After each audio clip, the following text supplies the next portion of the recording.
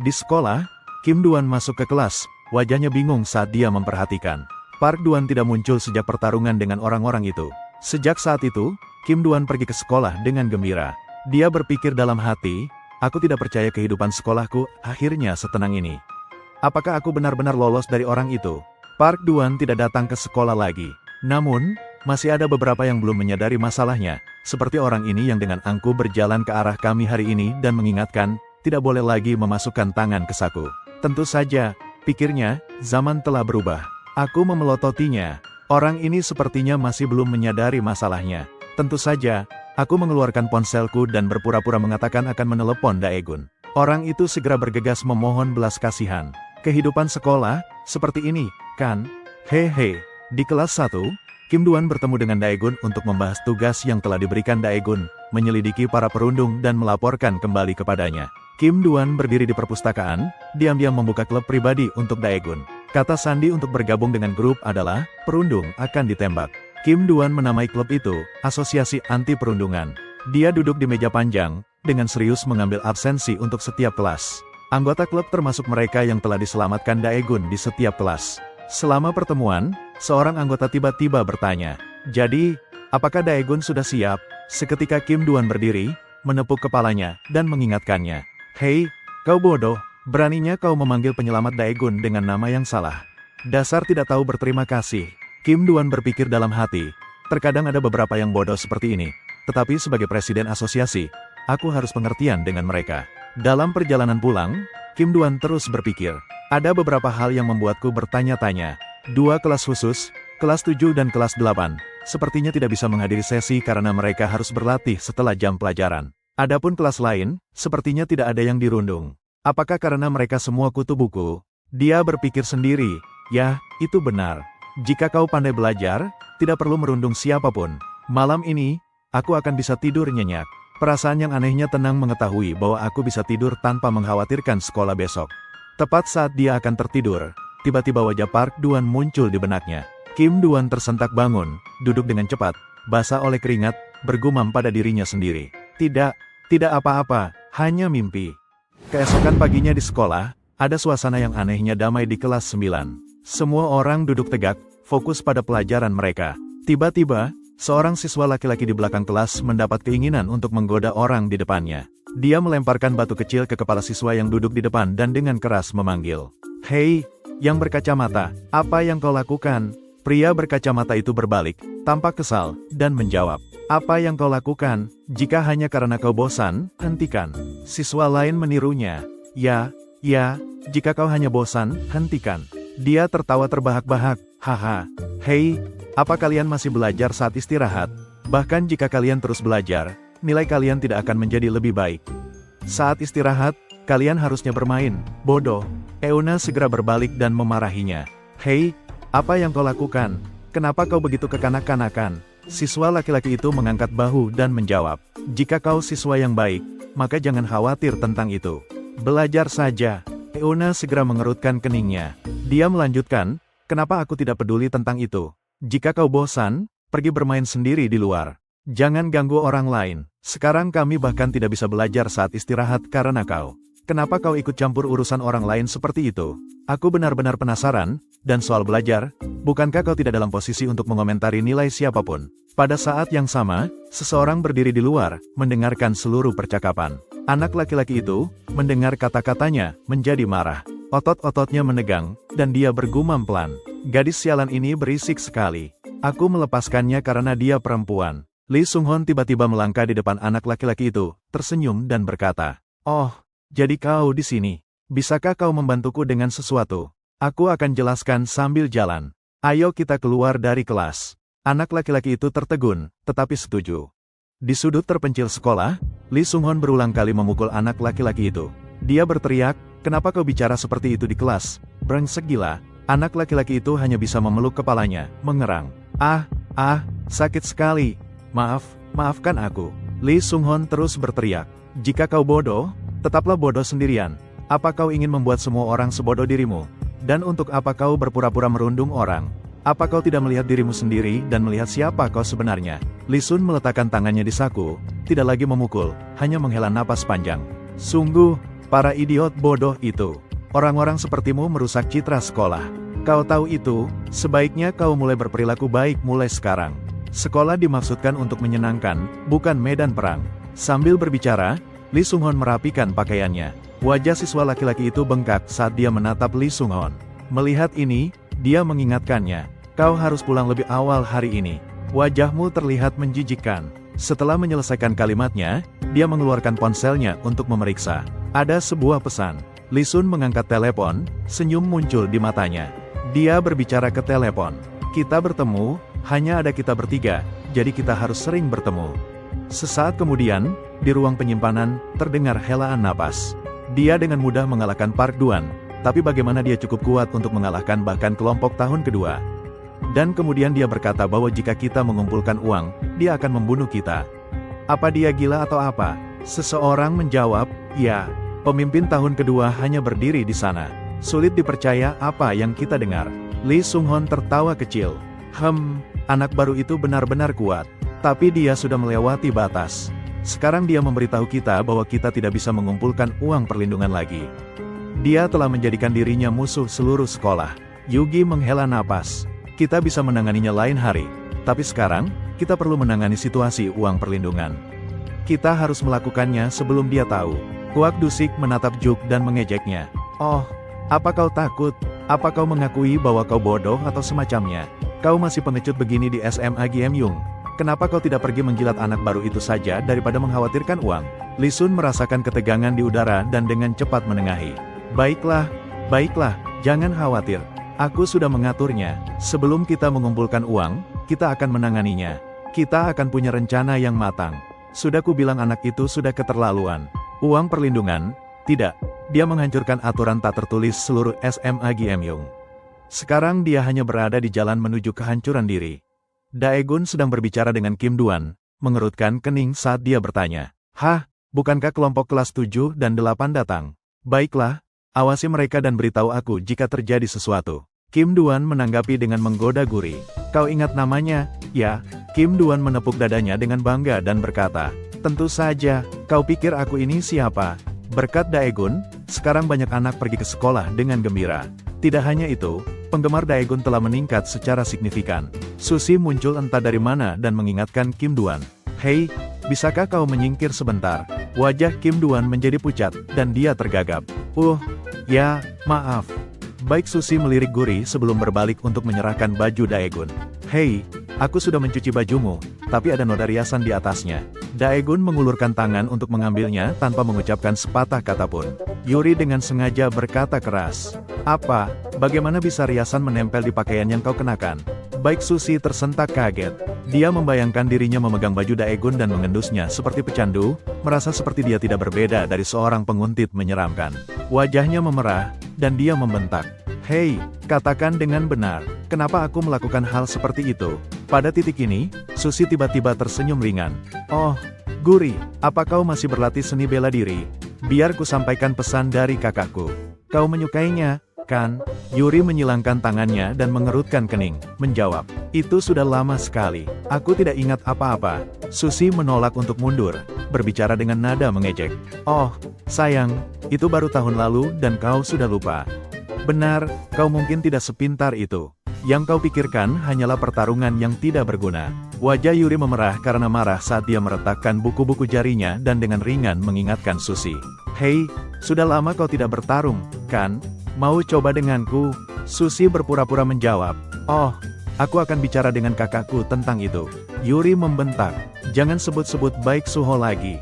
Manho menoleh ke Daegun dan bertanya. Hei, Daegun, apa kau berencana mengejar semua orang yang mengumpulkan uang perlindungan itu? Bahkan anak kelas 3 pun mengumpulkannya, dan kau belum menangani mereka.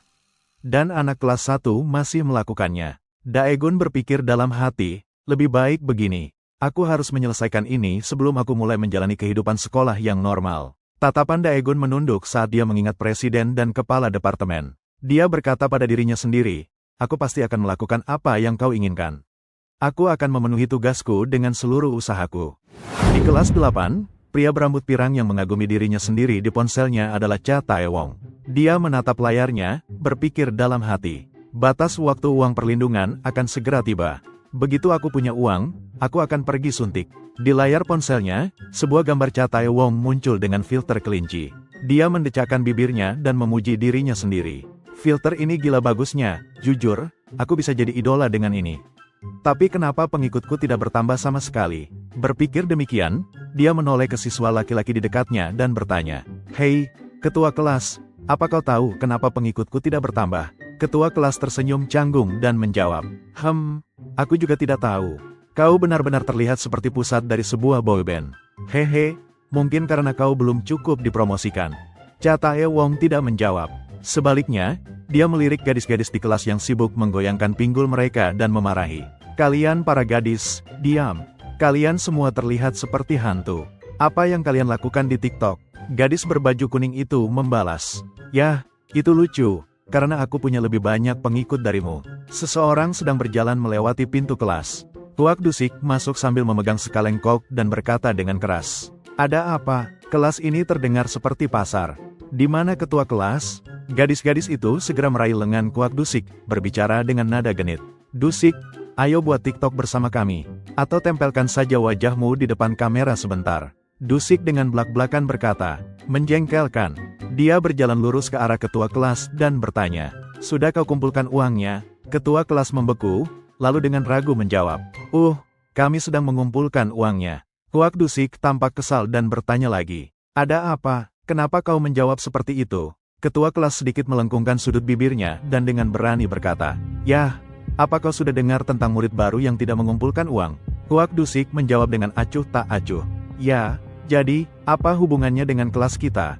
Apa yang kau coba katakan? Kau tidak mau mengumpulkan uang?" Keberanian ketua kelas sebelumnya menghilang dalam sekejap. Kwak Dusik melanjutkan, "Kau pikir aku akan kalah darinya? Kau ingin aku kalah, kan?" Pria berambut pirang melihat ini dan dengan cepat menambahkan bahan bakar ke dalam api. "Kau melakukan ini karena kau pikir Kwak Dusik tidak bisa berbuat apa-apa pada murid baru itu, kan? Kau tidak menganggapnya sebagai bos, kan?" Mendengar ini, ketua kelas melambaikan tangannya panik. Tidak, bukan begitu. Kenapa aku melakukan itu?" Kwak Dusik sangat tampan dan kuat. Dia terlihat seperti bos. Kwak Dusik menyeringai dingin, memegang kaleng Coca-Cola yang setengah diminum di satu tangan. Dia menuangkannya di atas kepala ketua kelas dan berkata, "Hah, kau benar-benar pandai bicara, ya? Apa mulutmu diminyaki atau apa? Apa yang kau katakan tidak benar-benar cocok denganku. Biar ku beritahu, aku tidak suka Coca-Cola tanpa gula. Terlalu palsu, sama seperti caramu selalu menyanjung orang." Ketua kelas dengan pasrah berdiri diam, tidak berani mengucapkan sepatah kata pun, hanya membiarkan Kwak Dusik menuangkan Coca-Cola di atas kepalanya. Kwak Dusik mengosongkan seluruh kaleng soda dan kemudian memberikan peringatan. "Soda ini manis, tapi sebenarnya penuh racun, sama sepertimu. Sebaiknya kau mendengarkanku dan kumpulkan uangnya." Kelompok gadis yang tadi menggoyangkan pinggul mereka melihat ini dan segera mengeluarkan ponsel mereka untuk merekamnya. Yang berambut pendek berkata, "Ya ampun, kasihan sekali. Aku akan merekam ini dan mempostingnya untuk membelanya." Ketua kelas berdiri di sana diam. Dusik berbalik untuk pergi, tidak lupa mengingatkan, "Bersihkan, jangan membuatku memberitahumu lagi. Sebaiknya kau kumpulkan uangnya besok. Mengerti?" Tepat saat Kwak Dusik mencapai pintu, ponselnya berdering dengan sebuah pesan. Itu dari Park Ji-ho, memberitahunya bahwa dia benar-benar harus mentransfer uangnya besok. Kwak Dusik tampak kesal, berteriak, "Orang sialan ini tidak akan berhenti bicara. Tidak bisa dimengerti." Di kelas 5, suasananya sangat suram. Juk dengan linglung mengutak-atik rambutnya, berpikir dalam hati. Kwak Dusik belum pernah bertemu Daegun, jadi dia mungkin tidak tahu apa-apa. Tidak ada seorang pun di kelompok ini yang bisa mengalahkan Daegun. Bagaimana jika aku mengumpulkan uangnya dan Daegun datang mencariku? Tetapi jika aku tidak mengumpulkan uangnya, itu seperti aku menunjukkan bahwa aku takut padanya. Bagaimanapun juga, aku akan celaka. Tiba-tiba, seorang siswi di depannya mengangkat ponselnya dan berkata, "Lihat, baju ini akan cocok untukmu." Juk melihat ponsel itu dan berseru, "Oh, itu benar-benar bagus, tapi sangat mahal, bukan?" Gadis itu menjawab dengan acuh tak acuh, "Bukankah kau seharusnya akan mengumpulkan uang perlindungan?" Juk dengan linglung menjawab, "Ah, benar, kirimkan aku tautannya." Dia dengan cepat berpikir dalam hati, "Baiklah, aku akan mengumpulkan uangnya dulu. Lee Sung-hon mungkin akan mengurus masalah ini." Sementara itu, di kelas 1, seorang siswa laki-laki berdiri di depan Lee Sung-hon dan berkata, "Hei, aku tidak tahu kau mengumpulkan uang meskipun aku wakil ketua kelas. Maaf aku tidak bisa membantumu. Jika kau tidak sibuk, bisakah kau mengumpulkannya untukku juga? Li Sun dengan halus menaikkan kacamatanya dan menjawab. Oh, tidak, itu tugas ketua kelas. Bagaimanapun, terima kasih. Soal uang perlindungan, kelas kita tidak akan mengumpulkannya. Jangan khawatir. Hari ini, sekolah memancarkan suasana yang luar biasa tenang.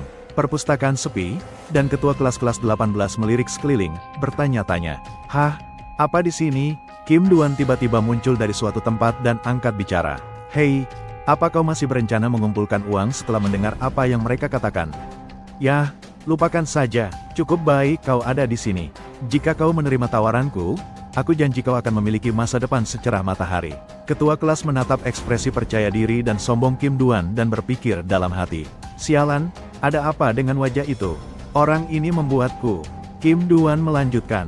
Target kita selanjutnya adalah Kwak Dusik dari kelas 18. Mendengar ini, mata ketua kelas berbinar, dan dia bertanya. Jika itu dia, kalian mungkin berencana untuk berurusan dengan temannya, Cha Tai Wong, kan? Kim Duan menghela napas. Yah, itu tergantung pada orang itu. Bukannya kita bisa memukul siapa saja kapanpun kita mau, kan? Di luar halaman sekolah, sebuah suara terdengar. Aku baru saja memajukan uang yang kita kumpulkan. Kwak Dusik berdiri di sana, satu tangan di sakunya, yang lain memegang ponselnya. Dia berbicara kepada orang di seberang sana. Aku pasti akan mengumpulkan uangnya, tetapi ada masalah lain. Murid baru itu benar-benar membuatku pusing. Kau tidak perlu terlibat, aku tahu kau sibuk, aku akan menanganinya sendiri. Tapi untuk saat ini, kurasa, saat Dusik berbicara, matanya terus melirik ke sana kemari, takut seseorang mungkin menguping. Saat itu, Li Sun tiba-tiba muncul dan bertanya, kau sedang bicara dengan siapa? Kwak Dusik melompat, berbalik, dan mengumpat. Sialan, kau membuatku kaget setengah mati. Orang di seberang telepon, terkejut, bertanya. Hah, apa yang kau katakan? Dusik dengan cepat menjelaskan. Oh, tidak, aku tidak sedang membicarakanmu. Baiklah, aku tutup teleponnya sekarang. Berbalik ke Li Sunghon, Dusik sedikit kesal dan mengingatkannya. Hei, jangan lakukan itu lagi. Jika aku kena serangan jantung dan mati, apa kau akan bertanggung jawab? Li Suhun tertawa terbahak-bahak. Ha, tidak apa-apa, aku hanya ingin bertanya kau sedang bicara dengan siapa? Dusik mengerutkan kening dan menjawab. Kau ini ayahku atau apa? Kenapa kau perlu tahu begitu banyak? Li Suhun mengangkat tangannya sebagai isyarat menyerah, tertawa canggung. Aha, aku hanya bertanya dengan sopan. Jangan terlalu sensitif. Maaf, bagaimanapun, kita di pihak yang sama, kan? Setelah mengatakan itu, Li Sun menjadi serius dan bertanya. Ngomong-ngomong, apa pengumpulan uangnya lancar? Kwak Dusik menjawab dengan acuh tak acuh. Tidak apa-apa, bagaimana denganmu? Dan sudahkah kau berurusan dengan orang itu, Daegun? Li Sunghon segera menjawab. Ya, tentu saja, semuanya sudah beres. Adapun anak baru yang pindah sekolah, jangan khawatir. Aku punya rencana yang jelas. Semuanya akan berjalan sesuai rencana, dan kau akan baik-baik saja. Adapun Kwon Daegun, saat ini, dia tidak bisa berbuat apa-apa. Di kelas 11, Kim Duan sedang melaporkan. Namanya Kwak Dusik. Dia bos kelas 18 dan ingin menjadi terkenal. Kudengar dia keluar mengumpulkan uang hari ini. Daegun menjawab. Dia masih mengumpulkan uang, kurasa dia tidak akan berhasil menjadi orang terkenal. Setelah menyelesaikan kalimatnya, dia berdiri dan berjalan lurus ke kelas 8 sendirian. Penampilannya yang tinggi dan tampan menarik perhatian orang lain saat dia berjalan. Dia bergumam pada dirinya sendiri. Baiklah, mari kita lihat bagaimana keadaan kelas 8. Karena dia masih mengumpulkan uang, aku akan mengambil telinganya seperti yang kukatakan sebelumnya. Di kelas 18, seorang pria berambut pirang terus menyisir rambutnya, bergumam pada dirinya sendiri. Jika aku menjadi idola, aku akan menargetkan tangga lagu Billboard. Kurasa aku akan terkenal di seluruh alam semesta. Mendengar ini, ketua kelas hanya terkekeh. Haha, kurasa juga begitu. Kau tidak hanya tampan, tapi kau juga punya kualitas yang baik. Dia mengatakan ini, tetapi di dalam hati ketua kelas berpikir, sialan, aku benar-benar ingin meninju mulutmu. Pria berambut pirang itu mengerutkan kening saat mendengar ini, tidak puas. Ketua kelas menambahkan, oh, tidak hanya itu, kau juga unik. Pria berambut pirang itu segera mengubah ekspresinya, berpikir dalam hati. Rasanya seperti aku terbang di awan. Orang ini tepat sasaran. Aku benar-benar sangat tampan. Haha, berpikir begitu, dia berkata tanpa sadar. Orang sialan ini jelek, tapi setidaknya dia punya selera yang bagus. Ketua kelas tersenyum paksa. Tidak, Hanya saja kau benar-benar tampan. Cha Tae-wong melirik dua gadis yang sedang berlatih gerakan pinggul, lalu bertanya-tanya. Tapi kenapa mereka tidak memujiku karena ketampananku? Ada apa dengan otak mereka? Bagaimana bisa mereka begitu pandai menahan pujian? Ketua kelas tersenyum lagi, kali ini lebih ramah. Tetapi dalam hatinya dia berpikir, apa kau benar-benar berpikir mereka menahan pujian untukmu? Idiot sekali. Sanwo mengerutkan kening dan mendesah. Ah, anak-anak ini, mereka seharusnya lebih jujur. Kedua gadis itu, yang mendengar, segera memasang ekspresi jijik. Gadis berambut pendek berbisik kepada temannya. Orang gila itu benar-benar mengira dia tampan. Jika aku jadi dia, aku lebih baik dikutuk atau dipukuli daripada bertingkah seperti itu. Temannya yang berambut panjang mengangguk setuju. Serius, aku kasihan pada siapapun yang harus menjadi ketua kelasnya. Cha Tae-wong terus memeriksa bayangannya di ponselnya, lalu bertanya pada ketua kelas. Hei, ketua kelas, bagian mana dari wajahku yang menurutmu paling tampan? Ketua kelas tidak ragu-ragu. Semuanya sangat jelek. Pria berambut pirang itu segera berbalik untuk memelototi teman sebangkunya. Ketua kelas segera menutup mulutnya, pikirannya berpacu panik. Aku kacau, mulutku lebih cepat dari otakku. Oh, tolong aku, seseorang selamatkan aku. Xianwo melanjutkan dengan acuh tak acuh. Hah, ada apa denganmu? Aku tidak bertanya tentang bagian manapun dari wajahku. Aku bertanya tentang wajahmu. Tiba-tiba, langkah kaki terdengar dari luar. Itu adalah Daegun. Ketua kelas terkejut dan berpikir, hah, kenapa murid baru itu datang ke sini? Gadis berambut pendek itu berbalik ke arah pintu. Daegun mendorong pintu terbuka dan bertanya dengan keras. Siapa Kuak Dusik? Melihat ini, Chanu mengerutkan kening kesal dan berkata, apa yang dilakukan murid baru itu di sini? Berbeda dengan pria berambut pirang, ketua kelas tidak bisa menyembunyikan kegembiraannya, berpikir dalam hati. Syukurlah, dia akhirnya muncul. Kedua siswi itu menjadi sangat lembut dan lembut ketika mereka melihat Daegun, hampir sampai pada titik yang sulit dimengerti. Gadis berambut panjang bertanya dengan penasaran. Daegun, apa yang terjadi pada Dusik? Gadis berambut pendek mengangguk dengan penuh semangat, menyahut. Ya, benar, ada apa? Dusik tidak ada di sini. Daegun menghela napas, tampak kecewa, dan berkata, jadi, kapan dia akan kembali? Kedua gadis itu menjawab serempak. Tidak tahu. Daegun melihat keluar pintu, berpikir dalam-dalam. Kurasa aku datang ke sini sia-sia kali ini. Dia bergumam pelan, baiklah, aku akan kembali lagi nanti. Ketua kelas memperhatikannya pergi, merasa enggan. Kecemasannya tumbuh, dan dia mengertakkan gigi, berpikir. Tidak, kau tidak bisa pergi dulu. Pukul orang ini dulu, baru kau boleh pergi.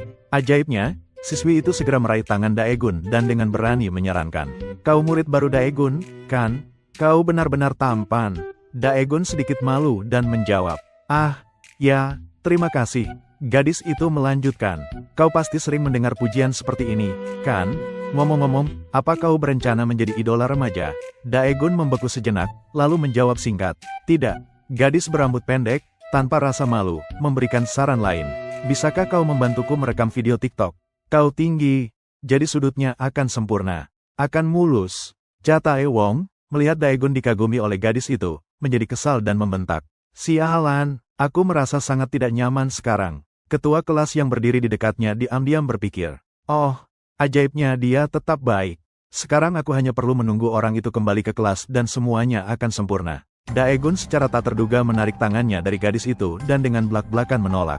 Tidak, aku sibuk, pergi sana. Ketua kelas semakin terkejut, diam-diam berpikir. OMG, dia menolak seorang wanita cantik. Sialan, itu mengesankan. Saat Daegun hendak pergi, teriakan keras terdengar dari belakang. Kau jelek, Xianwo. Ketua kelas segera berdiri, menunjuk pria berambut pirang itu, dan melontarkan omelan. Kau sejelek anjing, biar ku beritahu, aku tahu tempatku, tapi kau, Xianwo, kau sangat jelek bahkan hantu pun akan menghindarimu. Semua orang tahu kau jelek, kau satu-satunya yang tidak mengerti, dasar bodoh. Kelompok siswi itu tercengang ketika mereka melihat ini. Gadis berambut pendek melebarkan matanya dan berseru. Ada apa dengan ketua kelas hari ini? Begitu berani. Temannya yang berdiri di sampingnya dan bersembunyi di belakang gadis berambut pendek mengangguk setuju. Silakan, maki dia, buat dia berhenti berhayal. Pria berambut pirang itu, setelah dikutuk, membeku dan tetap diam sejenak, menatap ketua kelas. Tetapi sesaat kemudian, dia tiba-tiba tertawa terbahak-bahak seperti orang gila. Tawanya bergema di seluruh kelas. Bajingan gila, ini terlalu lucu. Hahaha. Melihat ini, wajah ketua kelas menjadi pucat. tidak mengerti apa yang sedang terjadi. Dia berpikir dalam hati, ada apa dengan orang ini?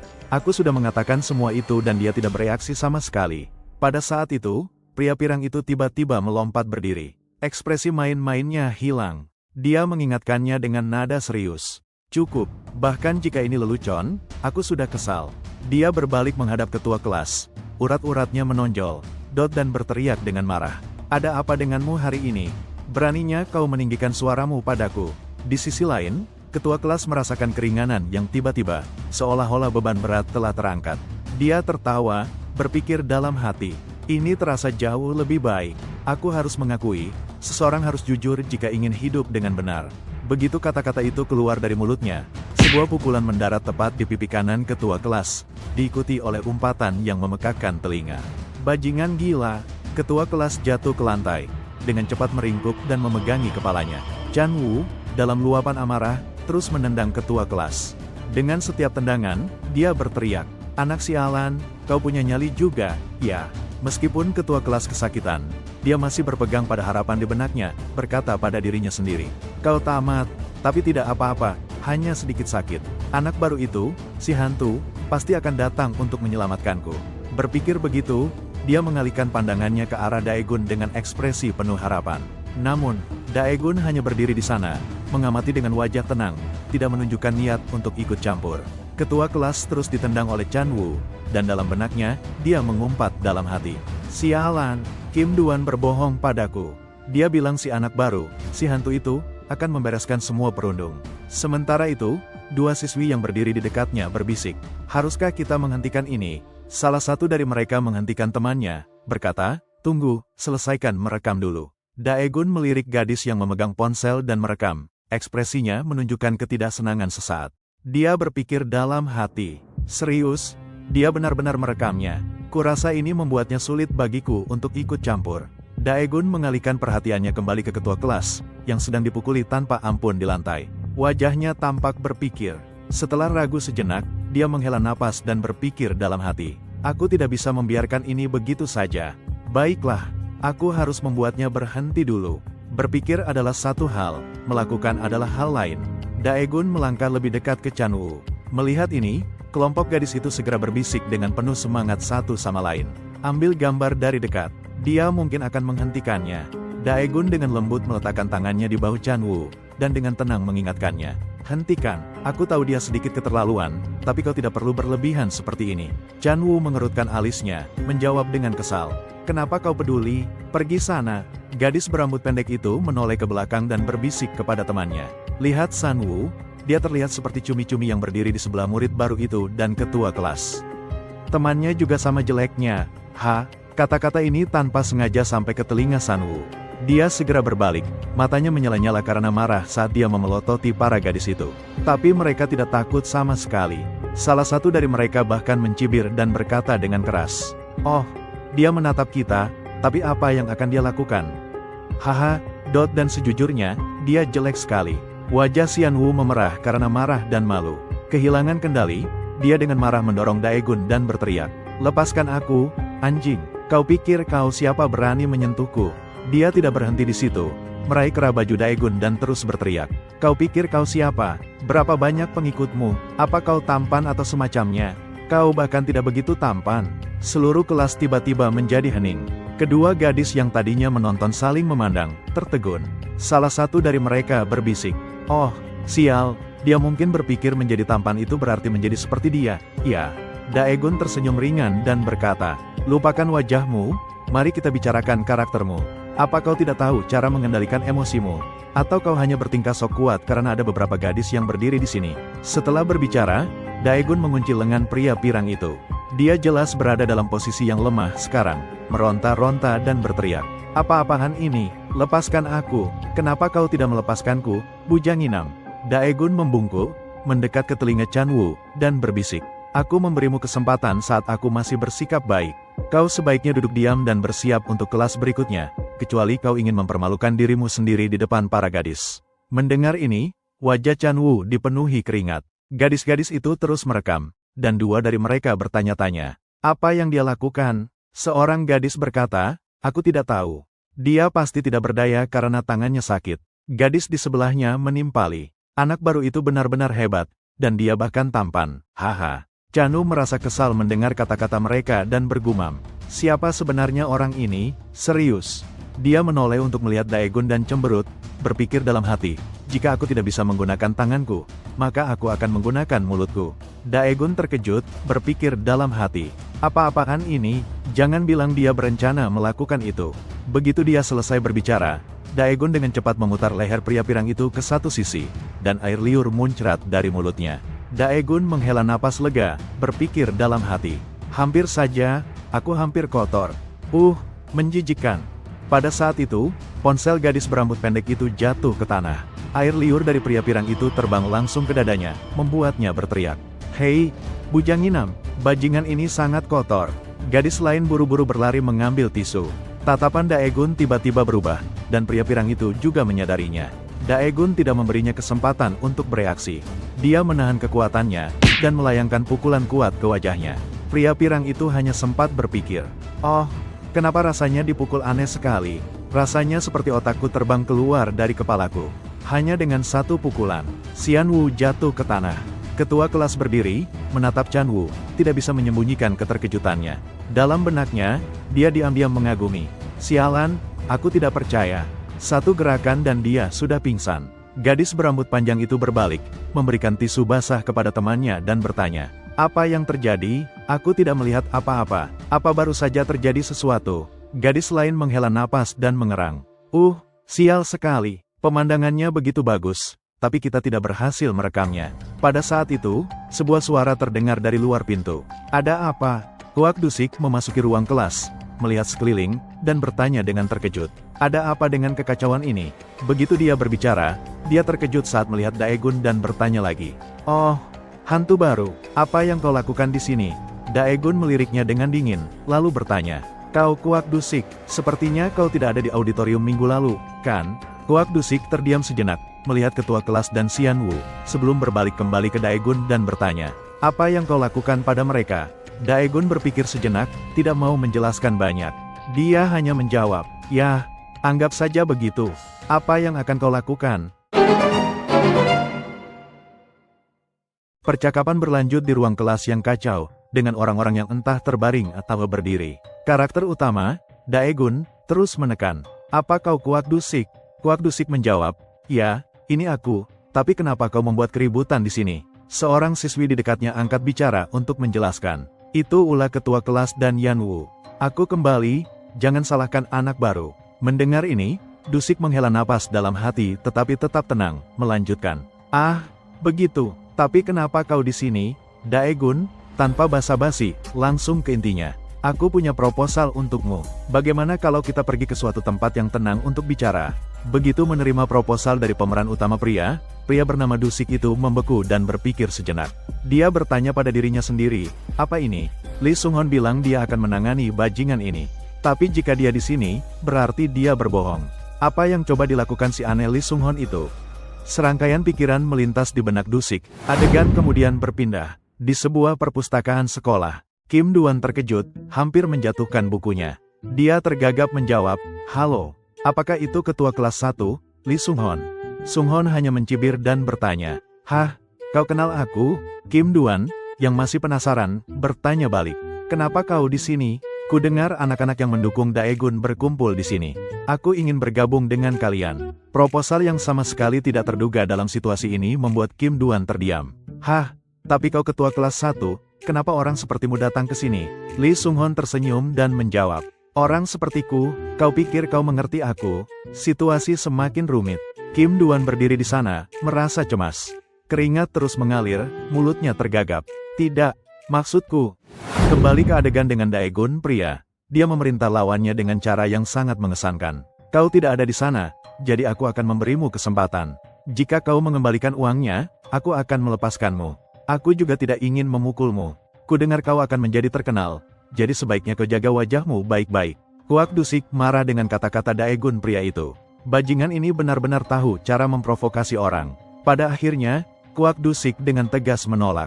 Maaf, tapi bahkan jika aku mau, aku tidak bisa memberimu uangnya.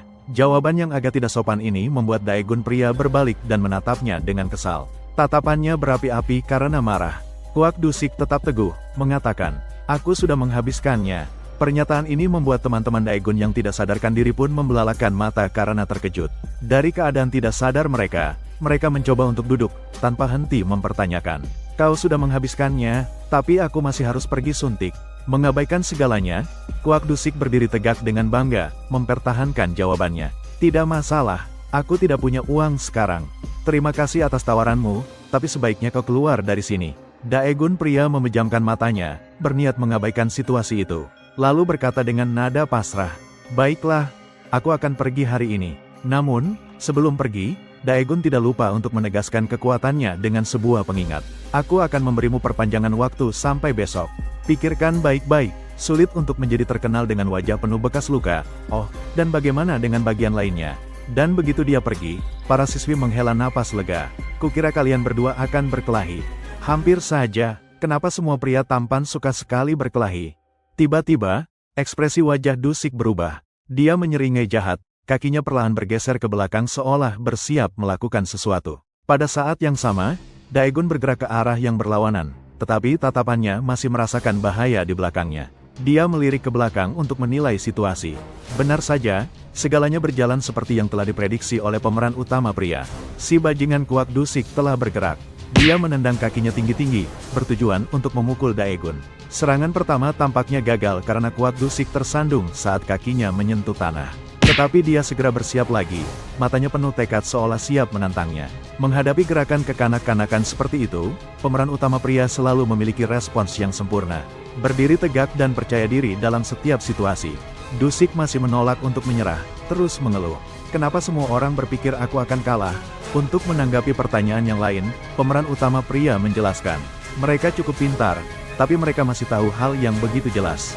Pada titik ini, situasi secara bertahap berubah menjadi perkelahian, dan orang-orang di sekitar mereka mulai memusatkan perhatian mereka. Obrolan pun dimulai. Mereka benar-benar berkelahi, tapi Kwak Dusik pasti tidak boleh memiliki bekas luka di wajahnya. Gadis-gadis di luar tidak bisa menyembunyikan rasa penasaran mereka. Kenapa kedua pria tampan ini berkelahi? Tapi aku harus merekam ini untuk TikTok. Teman di sebelahnya, bingung, bertanya, "Apa kita boleh mempostingnya?" Gadis lain menjawab, "Siapa tahu, rekam saja dulu dan pikirkan nanti." Kaki Dusik sekali lagi bergerak dengan angkuh, menyerbu lurus ke depan tanpa sedikit pun belas kasihan. Dia langsung menyerang lengan. Pukulannya ditujukan langsung ke pemeran utama pria. Namun, pemeran utama pria dengan cepat mengantisipasi gerakan itu dan memblokirnya. Tidak berhasil dengan pukulan, Kwak Dusik mengubah taktik. Mengangkat kaki kanannya dan melancarkan tendangan ke leher pemeran utama pria, seperti senjata mematikan. Setelah beberapa kali bertukar serangan, pemeran utama pria mulai memahami ritme pertarungan. Dia berpikir tentang lawannya. Tidak buruk, ya. Tendangan Kwak Dusik masih kuat dan tanpa henti, dengan frekuensi dan intensitas serangan yang tinggi.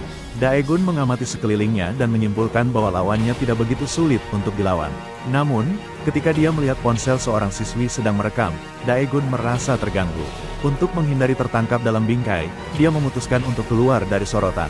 Meskipun dia berusaha sekuat tenaga untuk tidak masuk ke dalam kamera, gadis itu berteriak keras. "Apa-apaan? Aku bisa menangkap setiap sudut." Mendengar ini, Daegun dengan cepat mengubah posisi dan bergegas menuju ponsel. Dalam gerakan cepat, dia berdiri di depan bingkai, menggantikan Kwak Dusik. Siswi itu terus berteriak, "Hah? Kenapa hanya punggung Kwak Dusik?" Kwak Dusik semakin marah saat dia terus menyerang.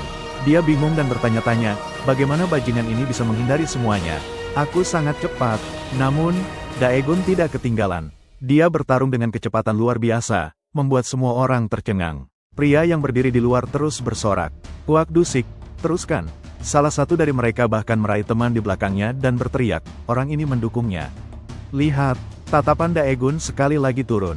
Dia mencoba mengamati sekelilingnya. Saat pemeran utama pria menahan Kwak Dusik, dia menariknya ke depan dan menyerbu dengan kekuatan penuh. Lengan Daegun mengencang di sekitar wajah pria berambut pirang yang bersorak-sorai, membuat wajahnya terdistorsi karena fisiknya yang lemah. Pria pirang itu menabrak langsung teman wanita yang sedang merekam, menyebabkan ponselnya terbang tinggi ke udara. Dia pingsan dan berteriak, "Apa-apaan yang kau lakukan? Xianwo, dasar bajingan gila." Sementara Daegun menangani masalah rekaman, Kwak Dusik bergegas untuk mengingatkan, "Apa kau masih punya waktu untuk terganggu?" Tepat setelah pengingat itu, Daegun berbalik, bersiap menghadapi Kwak Dusik. Alih-alih menyerang dari atas, dia membungkuk untuk menghindari serangan lawannya. Daegun menggunakan kelincahannya untuk bergerak cepat di belakang Kwak Dusik. Sebuah pukulan kuat mendarat secara berurutan, memaksa tubuh lawannya membungkuk kesakitan. Rasa sakit terlihat jelas di wajah Kwak Dusik, dan matanya dipenuhi kekecewaan. Tidak mampu menahan lebih lama, Kwak Dusik kehilangan keseimbangan dan jatuh ke tanah. Daegun tetap tegap saat dia memberitahu lawannya bahwa pukulan lain diperlukan. Pukulan kuat itu mendarat, menyebabkan Kwak Dusik membuka mulutnya kesakitan. Wajahnya memerah karena pukulan itu. Sang Daegun selalu terlihat sangat keren setelah konfrontasi, dan dia bahkan tidak repot-repot melihat ke belakang untuk memeriksa kondisi lawannya. Teman-teman di sekelilingnya, yang sibuk berkelahi dan berdebat, secara bertahap mengalihkan perhatian mereka ke karakter utama. Sebelum pergi, Daegun dengan jelas menginstruksikan Kwak Dusik, "Ingat, bawa uangnya besok. Ini bukan saran lagi. Jika kau tidak mendengarkan, besok akan kuhancurkan wajahmu." Kata-kata kuat Daegun membuat Kwak Dusik kehilangan kepercayaan diri. Wajahnya menjadi pucat karena khawatir. Mereka yang ada di sana terpukau oleh pertarungan itu. Mulut mereka terngangak tak percaya. Dalam benak mereka berpikir, Gwon Daegun sangat keren. Dia benar-benar legenda hidup. Setelah menyelesaikan masalah di kelas 18, Daegun melihat ke depan dan bertanya, "Selanjutnya kelas 15, kan?" Adegan di kelas 15 dengan cepat terungkap, dengan suara-suara memenuhi udara. Seorang gadis angkat bicara, "Ji-yuk, aku akan keluar dengan yang lain nanti. Apa kau mau ikut?" Ji-yuk dengan penasaran menjawab, "Apa hanya perempuan?" "Nah, aku tidak ikut." Temanmu bertanya dengan heran, "Kenapa begitu? Mereka sangat ingin pergi denganmu." Ji-yuk, yang awalnya tidak ingin bergabung, mengubah topik pembicaraan dengan sebuah pertanyaan. "Apa jaket ini terlihat bagus?" Gadis itu melirik dan memuji. "Kelihatan bagus sekali. Seleraku dalam mode memang tepat." Dia masih tidak lupa menasihati Ji-yuk. "Ayo, kau bisa memamerkan jaketmu. Mereka pasti akan memujimu betapa tampannya dirimu." Tersentuh oleh rasa bangganya, Ji-yuk setuju. "Baiklah, aku akan mampir sebentar." Tiba-tiba, gadis itu berteriak ketakutan. "Ya Tuhan," mereka bilang Kwak Dusik dari kelas 18 dipukuli oleh murid baru. Mendengar ini, Ji-yuk membeku dan bertanya lagi, "Apa, yang baru?" Temannya membenarkan, "Ya, dan coba tebak, dia sedang dalam perjalanan ke sini sekarang, ingin menghajarmu." Marah dengan berita itu, Ji-yuk bergumam dengan marah, "Lee Sung-hon, bajingan itu." Sementara itu, percakapan sedang berlangsung antara Duan dan Lee Sung-hon. Sung-hon bertanya, "Jadi, kelompok ini tidak benar-benar punya tujuan khusus, ya?" Duan dengan canggung menjelaskan, "Ya, aku masih mengerjakannya. Ikatanku dengan Daegun sangat kuat." Tiba-tiba, Sung-hon bertanya, "Bagaimana denganku?" Pertanyaan ini, tanpa tujuan yang jelas, membuat Kim Duan bingung. Sung-hon tiba-tiba menuntunnya, menyarankan, "Aku akan memimpin kelompok ini." Duan dengan belak-belakan menjawab, "Tidak, aku akan menerima perintah dari Daegun." Tiba-tiba, suara Sung-hon menjadi lebih dingin dan ekspresinya berubah. Dia mencoba mengingatkan Kim Duan, "Apa kau lambat mengerti?" Ucapan ini mengejutkan Kim Duan, yang segera menyingkir.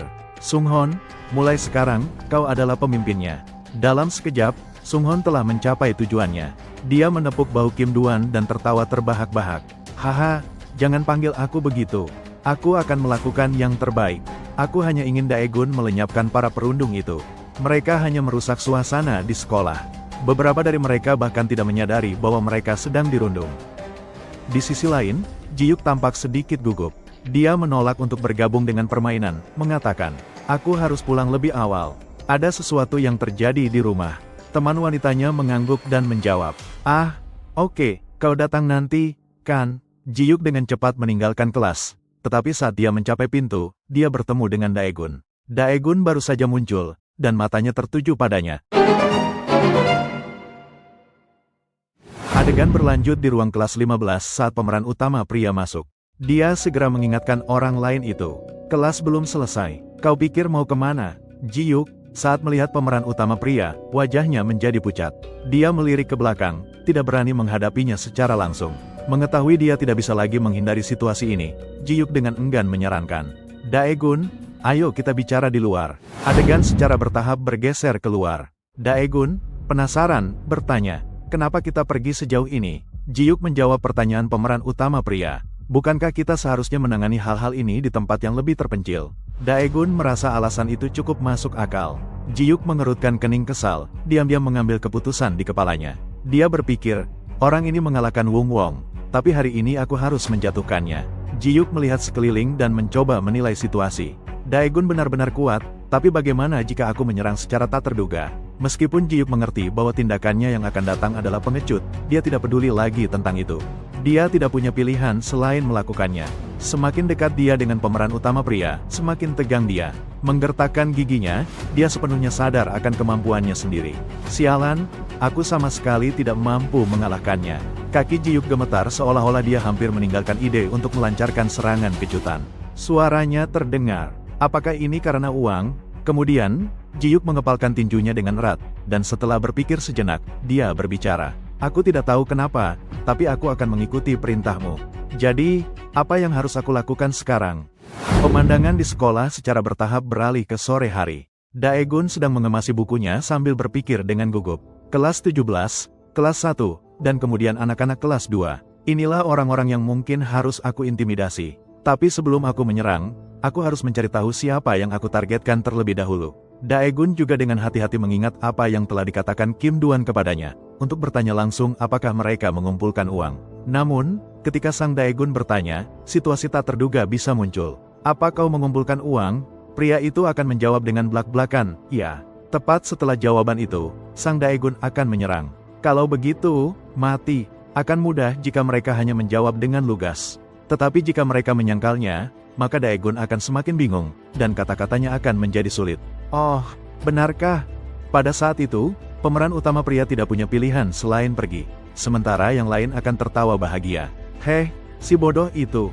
Aku sudah menghasilkan banyak uang di sini.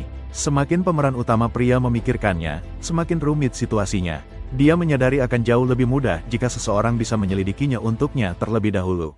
Adegan beralih ke ruang kelas 1. Di sini, semua orang secara bertahap pergi setelah kelas selesai. Sebelum pergi, para siswa mengingatkan orang terakhir yang tinggal di belakang. Suhun, pastikan untuk mengunci pintu saat kau pergi. Suhun menjawab, ya, hati-hati di jalan. Sampai jumpa besok. Tepat saat kelas kosong, Kwak Dusik bergegas masuk ke ruangan dengan ekspresi kesal, berteriak.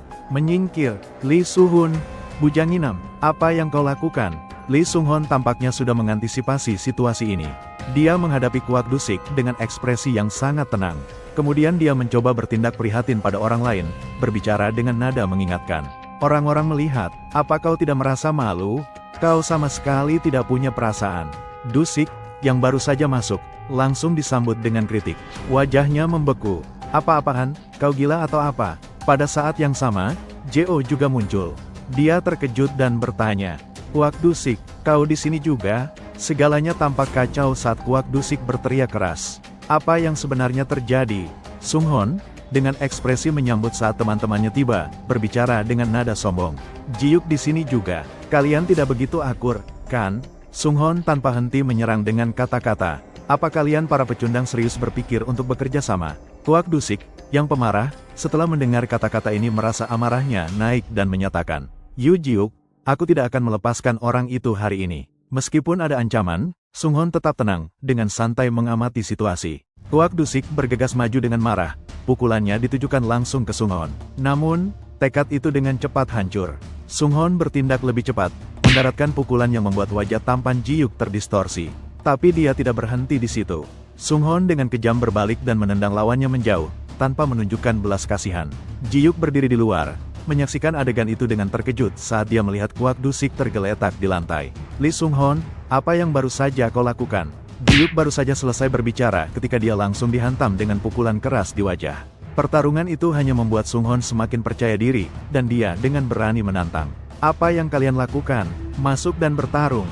Jangan hanya berdiri di pinggir. Dia menyeringai mengejek. Masih belum belajar juga setelah semua pukulan itu. Iya. Ji-yuk, wajahnya terkena pukulan langsung, dipenuhi amarah. Di dalam hatinya, dia mengutuk, bajingan ini. Situasi menjadi semakin tegang, tetapi Ji-yuk menolak untuk mundur. Dia bergeser dan melayangkan pukulan ke Sunghon, tetapi yang terakhir dengan cepat menghindar, mundur selangkah. Memanfaatkan kesempatan itu, Sunghon segera meraih lengan Ji-yuk, menolak untuk melepaskannya. Hanya dalam sekejap, dia telah sepenuhnya mengendalikan Ji-yuk. Tidak peduli seberapa banyak Ji-yuk berjuang, dia tidak bisa melarikan diri. Wajahnya memerah karena marah, tapi itu tidak berhenti di situ. Sunghon dengan kejam menyentak wajah Ji Yuk ke belakang. Kekuatan sentakan itu menyebabkan wajah Ji Yuk sakit, tubuhnya terhuyung ke belakang. Pada satu titik, kepala Ji Yuk bahkan menjulur keluar dari ruang kelas. Namun, Sunghon dengan cepat menariknya kembali. Semuanya terjadi begitu cepat, tidak meninggalkan jejak. Teman sekelas yang lewat mendengar keributan itu, menoleh untuk melihat, tetapi tidak bisa melihat sesuatu yang aneh. Pintu kelas tertutup rapat, menyembunyikan tindakan licik Sunghon. Adegan kemudian beralih ke kompleks olahraga, di mana keributan keras sedang berlangsung. Apa yang kau lakukan? Ayo, berbalik dan bertarung. Di tengah, dua orang sedang berkelahi, dikelilingi oleh sekelompok orang yang menyemangati mereka. Seseorang berteriak, balas pukul. Orang di sebelahnya berkata, lupakan saja. Dia sudah kalah. Para petarung itu merundung lawan yang lebih lemah, sementara para penonton hanya meneriakkan komentar tak berguna. Hei, hentikan orang itu. Pertarungan menjadi semakin tidak seimbang, dan dengan cepat menjadi berbahaya. Suara-suara intervensi terdengar. Hentikan sudah. Orang itu sudah pingsan, tapi dia masih terus memukul. Pukulan liar memaksa semua orang di sekitar bergegas untuk menghentikannya. Hei, hentikan. Apa orang ini gila? Semua menyaksikan pertarungan itu, mengamati, dan berkomentar. Sepertinya dia tidak bisa mengendalikan adrenalin di sistemnya. Apa dia bermain bisbol? Orang di sampingnya menjawab, ya, dia seorang pelempar. Semua melanjutkan pengamatannya. Dia tahu cara menggunakan kekuatan, tapi dia tidak terbiasa bertarung, jadi dia tidak bisa mengendalikannya. Setelah bertindak terlalu jauh pada lawannya, pria itu mengerang. Maaf. Sebelum sesi latihan berakhir, Samuel memberikan instruksi untuk sesi mendatang. Mulai besok, intensitas latihan akan digandakan. Dan juga, hibur mereka yang sedang gelisah. Cukup untuk hari ini. Adegan beralih ke ruang kelas 1. Si lemah Dusik terbaring telentang di lantai, sementara Ji Yuk babak belur dengan darah yang terus menetes dari wajahnya. Langkah kaki Sunghon semakin dekat, dan dia menatap Ji Yuk dan bertanya, apa kau tahu posisimu sekarang? Suhun menjadi semakin percaya diri. Dia menyatakan, aku akan menjadikan Gwon Daegun bos di sini. Ingat saja itu, karena orang sepertimu tidak punya hak untuk memilih. Matahari terbenam perlahan turun, dan cahaya secara bertahap memudar, berubah menjadi kuning pucat. Daegun berjalan di sepanjang jalan pulang dengan gembira. Namun, saat dia berjalan, dia merasakan suara seseorang mengikutinya. Dia berhenti sejenak, berpikir dalam hati. Apa seseorang mengikutiku lagi? Siapa kali ini? Daegun, sebagai orang yang cerdas, selalu memikirkan segala sesuatunya dengan cermat. Dia tidak ingin bertindak gegabah dan menarik perhatian. Tetapi dia terus berjalan, pikirannya tetap waspada dan berhati-hati. Bangunan itu cukup kecil, jadi Daegun memutuskan untuk mengikuti jejak itu, bergerak perlahan dan kemudian berbelok ke area di dalam tembok. Daegun berlari cepat ke belakang tembok, memaksa orang yang mengikutinya untuk mempercepat juga. Namun, ketika si pengikut melihat, sang Daegun telah dengan hati-hati memanjat tembok. Dalam sekejap, dia mendarat di tanah di belakang si pengikut. Si pengikut menjadi semakin bingung tentang kemana Daegun pergi, karena itu adalah jalan buntu. Pada saat itu, Daegun angkat bicara. Kenapa kau masuk ke tempat parkir padahal tidak ada satupun mobil di sini? Wajah si pengikut muncul, dan itu adalah Eura. Dia bingung dan menjawab dengan suara pelan. Daegun. Sang Daegun sedikit terkejut dan bertanya lagi. Itu kau? Kenapa kau mengikutiku? Eura dengan canggung menjelaskan. Tidak, aku hanya berencana mengikuti sebentar. Aku melihat seseorang mengikutimu, jadi aku memutuskan untuk mengikuti mereka karena mereka terlihat mencurigakan. Tapi kemudian orang itu tiba-tiba menghilang, dan aku ditinggal sendirian. Meski begitu, Daegun menunjukkan kesalahan Eura. Jadi, kau sebenarnya mengikutiku. Eura, malu, tergagap. Maaf, Daegun, aku tidak bermaksud jahat.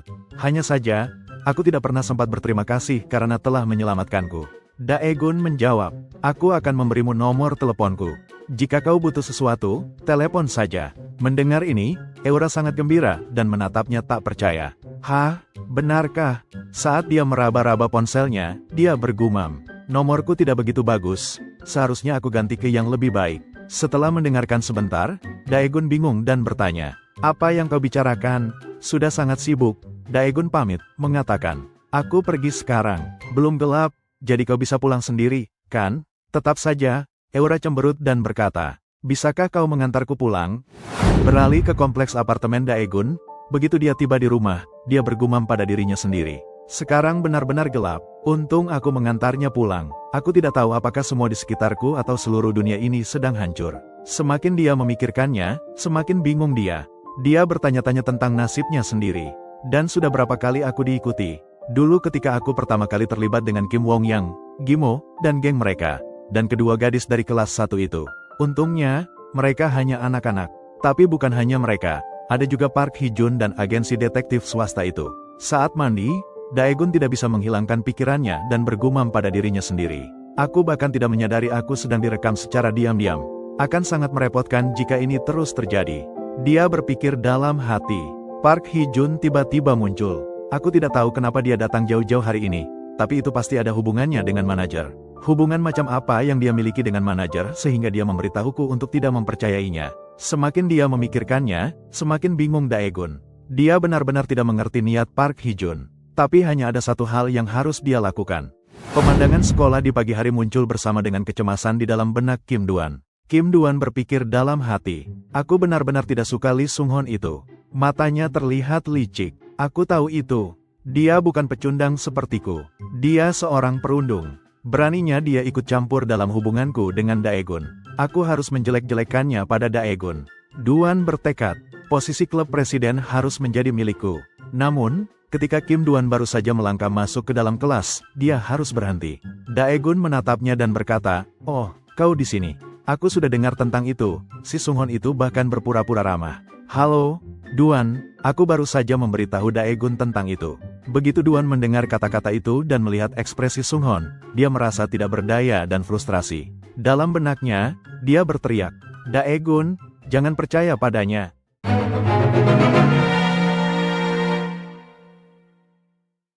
Kembali ke adegan saat matahari terbenam hari itu. Saat Daegun mengantar Eura pulang, dia melihat sekeliling dan bertanya, "Di mana ini?" Suasananya sangat berbeda dari gang di seberang jalan. Ya, Eura ragu sejenak sebelum menjawab. "Begini, Daegun, ada sesuatu yang selalu ingin kukatakan padamu. Terima kasih telah menyelamatkanku waktu itu." Daegun menanggapi rasa terima kasihnya. "Waktu itu, apa yang perlu berterima kasih? Akulah yang merasa bersalah karena melibatkanmu dalam hal ini." Membicarakan hari itu sepertinya meninggalkan kesan mendalam pada Eura. Dia melanjutkan, "Saat itu, Gyunha mengucapkan beberapa kata kasar, dan kupikir itu akan menyakitimu juga." Daegun, yang tidak terganggu oleh kata-kata kasar, mengungkapkan, "Kata-kata itu benar, karena akulah kalian semua terseret ke dalam ini. Itu hanya kenyataan, itu tidak menyakitiku, jadi jangan khawatir."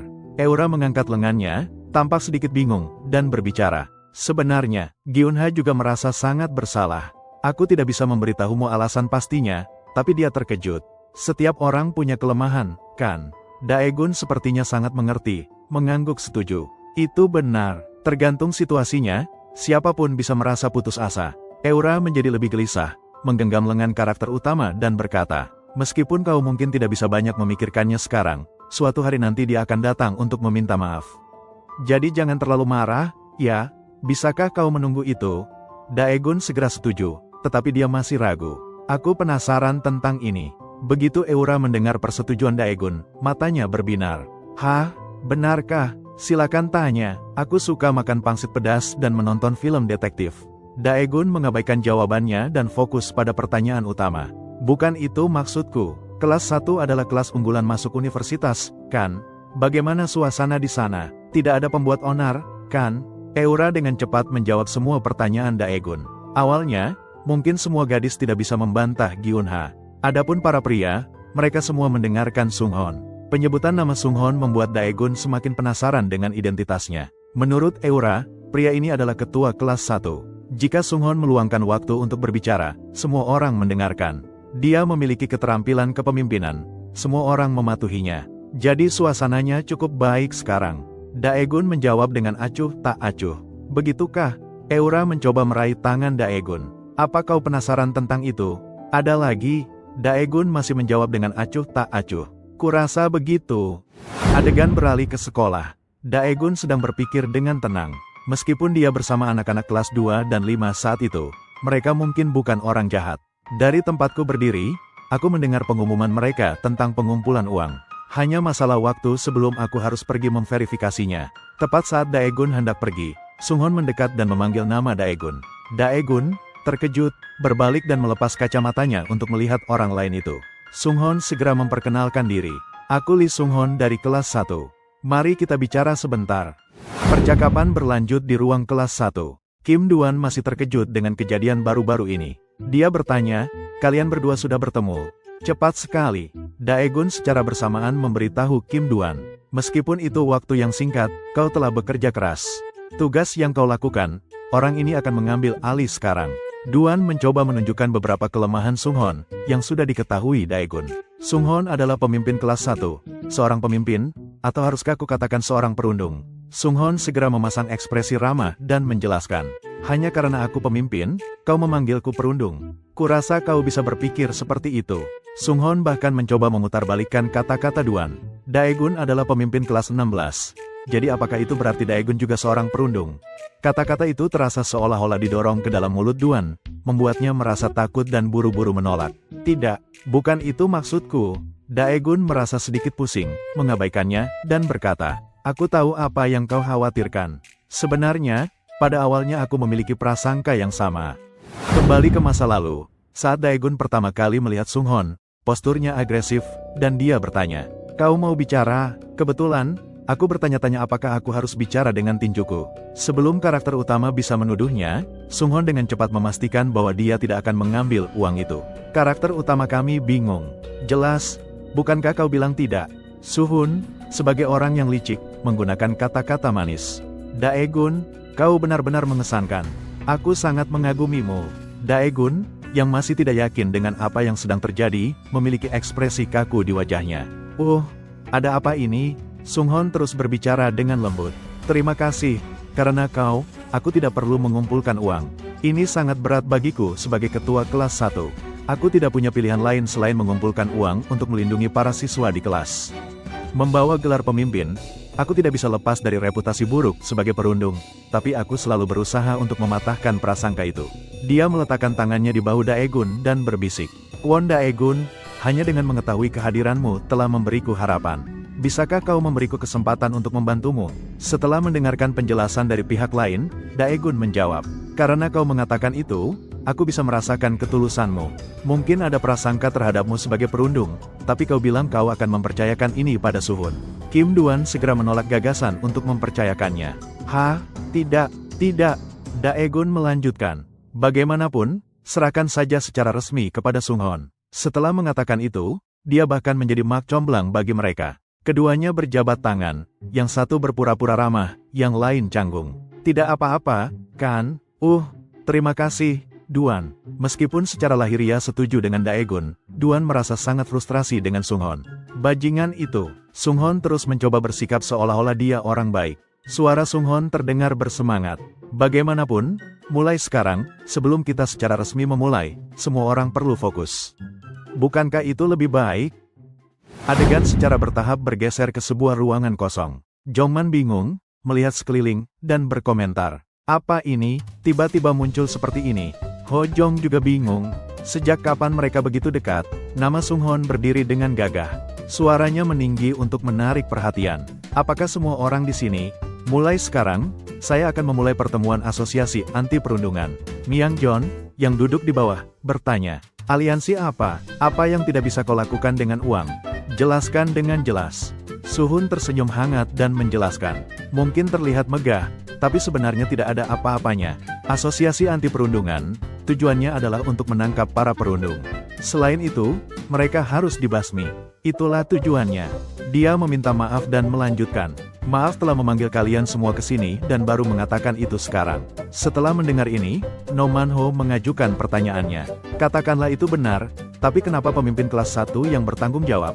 Karakter utama menjelaskan. Itu karena aku yang memintanya. Aku ingin melanggar aturan pengumpulan uang di sekolah ini. Untuk melakukan itu, kupikir Lee Sunghon akan menjadi orang yang paling cocok. Sunghon, yang dipercaya oleh Daegun, menyela. Aku punya tujuan yang sama, dan aku juga bisa banyak membantu Daegun. Sekali lagi, dia dengan bangga memperkenalkan dirinya. Aku adalah pemimpin dan ketua kelas 1. Seperti yang kalian semua tahu, ketua kelas bertanggung jawab atas pengumpulan uang. Aku telah berpartisipasi dalam asosiasi komite kelas sekolah, dan kami bersatu, terlepas dari tingkatan kelasnya. Dia melanjutkan, itulah mengapa aku bisa memahami aliran uang, tahu kelas mana yang akan mengumpulkan uang tahun itu, dan menemukan target yang tepat untuk diserang. Tidak peduli seberapa kuat sebuah pistol, jika targetnya tidak jelas, itu tidak berguna. Kau perlu menetapkan target yang jelas dan membidik dengan tepat. Sunghon sepertinya menerapkan pidatonya pada pertemuan itu, percaya bahwa jika Daegun adalah pistolnya, maka dia sendiri adalah teropongnya. Orang yang menetapkan target secara akurat. Mendengar ini, yang lain bereaksi serempak, jelas kesal. Norak sekali. Jungman menyela. Tunggu sebentar, apa hubunganmu dengan kelas 2 sebelumnya? Kenapa kau bersama mereka? Sunghon mengangkat tangannya untuk menenangkan situasi. Situasi saat itu mungkin menyesatkan, tapi jangan khawatir. Setelah rapat kelas dengan para guru, kami akhirnya pergi bersama. Daegun, yang duduk di bawah, merasa bosan setelah mendengar kata-kata ini. Dia angkat bicara untuk mempersingkat. Ini terlalu berlarut-larut. Aku tidak punya banyak waktu. Aku masih perlu belajar kosakata bahasa Inggrisku. Jadi, apa rencana pastinya? Sunghon menjawab. Jika kau ingin menghentikan pengumpulan uang, hanya ada satu cara, bos kelas 3, Baik Suho. Menurut penjelasan Sunghon, saat ini, meskipun alasan pastinya tidak jelas, para pengurus kelas 3, termasuk Baik Suho, tidak hadir. Jadi kita akan menargetkan kelas 2. Jika kita bisa menghentikan pengumpulan uang dari siswa kelas 2 dan membentuk aliansi dengan kelas 3, kita akan bisa menyingkirkan hama yang bersembunyi di balik bayang-bayang. Sunghon mempresentasikan rencananya. Sebelum apapun, selain mengumpulkan uang, kita harus membersihkan secara menyeluruh terlebih dahulu. Bukankah kita sudah selesai dengan semua siswa kelas 1? Meskipun pengumpulan uang telah dilakukan, kurasa itu hanya sebagian saja. Kita pasti perlu membersihkan semuanya dengan benar. Kim Duan tiba-tiba mengajukan pertanyaan, bertanya-tanya. Benarkah, sejauh ini aku belum mendengar sesuatu yang istimewa. Sepulang sekolah, aku hanya berolahraga, jadi aku tidak mengganggu mereka. Sunghon mengejek. Kau benar-benar tidak tahu apa-apa, ya? Sunghon dengan santai menanamkan sebuah gagasan di benak semua orang. Kekejaman tanpa niat jahat adalah kekejaman murni. Obsesi dengan teknik telah mengubahnya menjadi monster.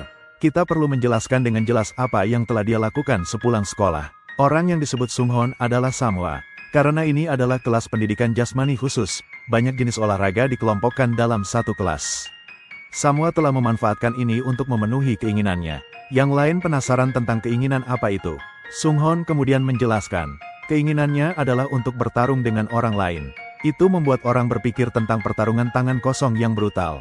Sunghon mulai menganalisis secara detail karakteristik setiap jenis olahraga bela diri. Dia perlu menganalisis data untuk mencari cara memanfaatkannya. Kim Duan, yang masih penasaran, bertanya, kenapa dia melakukan itu? Analogi tak berdasar dari Samwa bergema. Dia tidak merasa puas dengan melatih tekniknya sendiri. Meskipun dengan informasi yang dia miliki, dia bersedia membuat orang lain berdarah untuk melatih keterampilannya. Mungkin dia akan beralih ke Daegun terlebih dahulu. Penilaian ini membuat Daegun sedikit bingung. Apa maksudmu? Tanya Daegun, tidak mengerti. Sunghon terus menegaskan, itu sudah jelas. Terakhir kali di aula kuliah dengan Park Duene, dia melihat teknik itu. Itu adalah teknik seseorang yang terobsesi dengan teknik. Pertama kalinya mereka melihatnya, dia membiarkannya begitu saja. Tiba-tiba, dari area latihan fisik, Sunir mengulurkan tangan dan meraih pemuda gila yang bertingkah di luar kendali. Dia bertanya, apa yang kau lakukan? Bisakah kau berhenti sekarang? Pemuda gila itu menjawab dengan bodoh, tetapi dia masih belum sepenuhnya kalah. Mendengar ini, Samwa mengerutkan kening, mengangkat lengannya untuk memberi isyarat bahwa lawannya salah. Seketika, tangan Samwa melesat ke leher pemuda gila itu. Seluruh tubuh lawan terangkat dari tanah, tidak dapat melawan tidak peduli seberapa keras dia mencoba. Samwa berkata kepadanya, sepertinya kau perlu merasakan seperti apa rasanya batasan, ya? Teman-teman di belakangnya berteriak kebingungan. Samwa, kenapa kau? Samwa tanpa henti meremas leher lawannya, kata-katanya tajam. Kau tidak bisa lepas dari batasanmu dengan sikap setengah hati. Kau harus melampauinya untuk mencapai hal-hal besar. Kau harus mengatasi batasanmu sendiri. Suatu sore, saat hari sekolah akan berakhir, kelompok Manho sedang menuju keluar bersama. Tiba-tiba, Jongman angkat bicara. Aku tidak suka Lee Sunghon. No Manho, bingung, bertanya, kenapa kau berpikir begitu? Jongman menjawab, dia terlalu sombong, selalu menyuruh kita melakukan ini, melakukan itu. Namun, No Manho berpikir dia ada benarnya, dan kenyataannya itu bisa membantu Daegun. Jongman sepenuhnya mengerti, mengatakan itu, tetapi dia memiliki perspektif yang berbeda. Bukan tentang itu, aku hanya tidak suka orang berkacamata itu. Jongman melirik ke samping, lalu meyakinkan Mensu. Aku tidak membicarakanmu. Pada akhirnya, Jongman menepis pikirannya dan berkata, jika Daegun seperti itu, ya sudah. Ayo kita main video game saja untuk menghilangkan stres. Teman-teman lainnya mengejek. Apa benar-benar untuk menghilangkan stres, atau hanya membuatnya lebih buruk? Dia tertawa, haha, diam. Langit berangsur-angsur menjadi gelap, dan gambar sebuah bangunan muncul dengan lengan seseorang mengulurkan tangan untuk membuka pintu. Jik duduk di dalam dan angkat bicara. Kau di sini. Suhon adalah orang yang telah membuka pintu sebelumnya. Begitu masuk, dia berbicara. Apa kau berdoa di sini untuk menemui Baik Suho? Kenapa kau sangat terlambat setelah menemuinya? Jiyuk menjawab dengan kesal. Aku belum menemuinya. Sunghon tetap sangat percaya diri saat dia berbicara, menganalisis situasi. Sudah ku bilang tidak ada apa-apa. Sudah lama sejak aku berhenti mengkhawatirkan urusan sekolah. Jiyuk menjadi semakin penasaran. Lalu kenapa kau di sini? Apa rencanamu? Ayo, katakan padaku. Sunghon, sebagai seorang perencana, perlahan-lahan mengungkapkan. Jangan khawatir, semuanya akan berjalan sesuai rencanaku. Akan ada sinyal segera, jadi bersiaplah dengan baik. Sampai saat itu, kita harus bersiap menghadapi badai yang akan datang. Adegan beralih ke area ruang tamu. Sebuah suara memanggil. Hei, ada apa? Nasi sudah matang? Susi baru saja membuka penanak nasi dan dengan frustrasi berteriak. Orang gila ini, sudah kubilang jangan masukkan protein ke dalam nasi. Aku tidak suka, kau makan semuanya. Susi melihat sekeliling dan terkejut melihat uang di meja makan. Hah, uang di meja? Seharusnya kau bilang dari tadi. Baiklah. Aku tutup teleponnya sekarang. Dia menghitung uang itu dan terkejut. Apa ini? Ada apa dengan Baik Suho belakangan ini? Dari mana semua uang ini berasal?